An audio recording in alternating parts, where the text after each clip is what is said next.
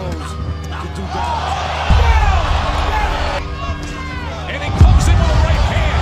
Valdez in trouble here at the end of the round. Magtatapat ang mga astig na Mexicano sa super featherweight division. Oscar Valdez versus Emmanuel Navarrete. Mano-i-mano, pangil sa pangil, bakbakan na walang atrasan, at ang aking prediksyon, siguradong may babagsak sa laban. Combination from Navarrete. Oh, he has a big opportunity.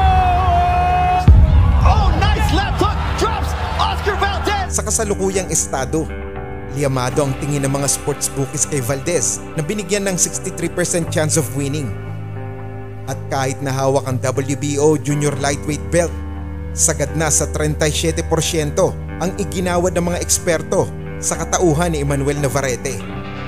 Pero alam nyo ba na noong September 2017, napasabak sa matinding laban si Oscar Valdez kontra sa tigasing undefeated Pinoy, Genesis Azucal Cervania, Tubong Bacolod City, Negros Occidental. Big risk, small reward. Yan ang nakatatak sa isip ng nooy WBO featherweight champ Oscar Valdez. Isusugol niya sa ikatlong pagkakataon ang inaalaga ang titulo sa pinagbibintangang hindi kilalang kalaban. Matik na narito ang kanilang numero mga idol. Parehas na undefeated ang dalawang boksingero. Si Genesis Cervania ay talang si Oscar Valdez. Referee instructions. Touch gloves. Oscar bump. Good timing from Genesis Cervania na malalakas ni Oscar Valdez.